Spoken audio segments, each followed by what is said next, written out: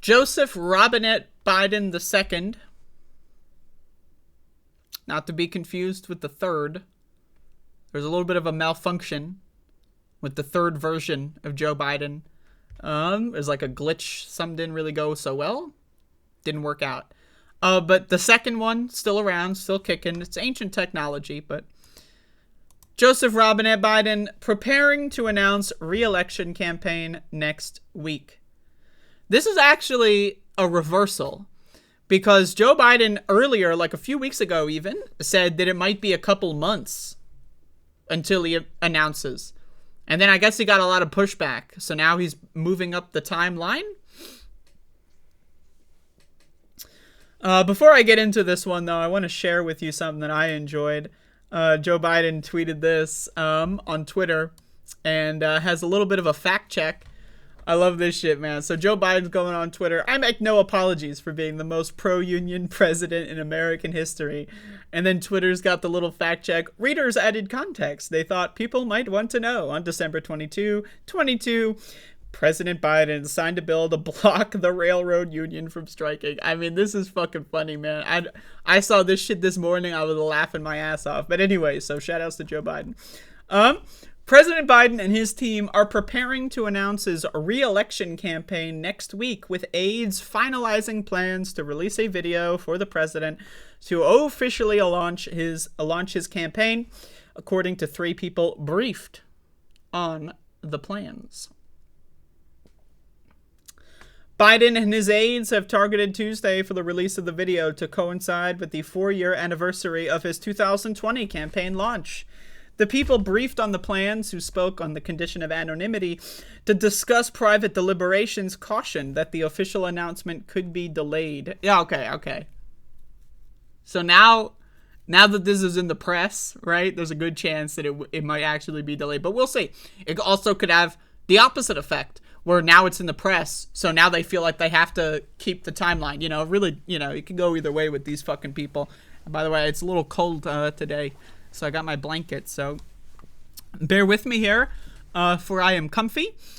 Biden's top aides have quietly undertaken extensive preparations for the run, holding regular meetings with the president and first lady since last year in the White House residence.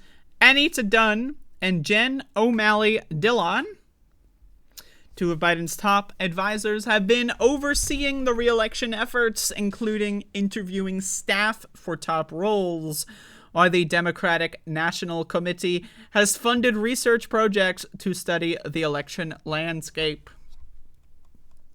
The timing of Biden's announcement has been the source of debate, blah, blah, blah. Planned announcement, blah, blah, blah. White House declined to comment, blah, blah, blah. Spokesperson declined to comment!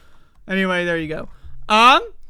So, once again, I just want to say, I know you've heard this spiel, but a majority of Democrats do not want Biden to run again. Joe Biden already said he was going to run as a one-term president. He said he's going to run as a transitional administration. He lied. Again, he said he was the pro-union president. He lied. Joe Biden is a fucking cocksucker, okay? He is a motherfucker. He is, again, I just want to say this much. While we're talking about COVID, Joe Biden is worse than Donald Trump on COVID. Now, again, I'm not going to vote for a Republican. That's never going to happen.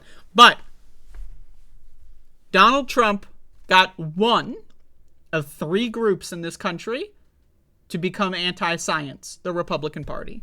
What are the 3 groups? Republicans, Democrats, apolitical. 1 group. Joe Biden got the 2nd and the 3rd group. Joe Biden, when Joe Biden first got into office, the first vaccine, 70 to 80% uptake. Nowadays, it's the opposite. It has flipped. Again, the latest vaccine, the one that's actually tailored toward the ongoing strains at the time. Strains have evolved a little bit since then, of course. But it's flipped. 80% got the original vaccine. Now, 80% refuse vaccines. 80% are anti-vaxxers.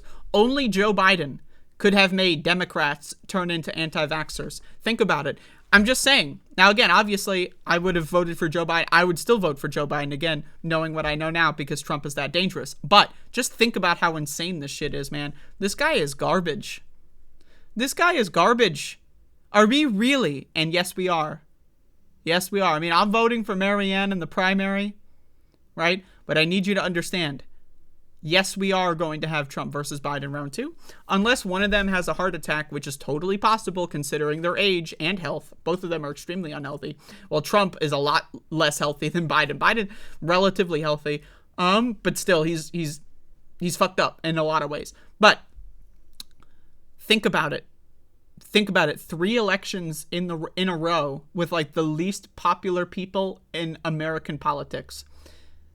Hillary, one of the least popular people in politics, versus Trump, one of the least popular people in politics. Biden, one of the least popular people in politics, versus Trump, one of the least popular people in politics. And now we're about to have a rematch. Now, I just want to say this much. If we are going to have Trump and Biden round 2, can we get a 4th debate this year? Because Trump really fucked us over last time. We only got 2 motherfucking debates last time. Now, again, it's probable that we're not going to get any this year. Let's be honest. But, like, we are owed a 4th debate this cycle. I'm just saying, I want to start this movement. I want to start this fucking petition here. Okay?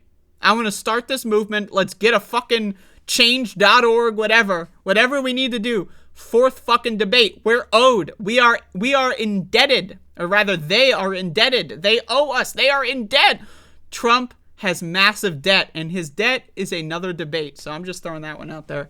But anyway, Joe Biden's running again, so.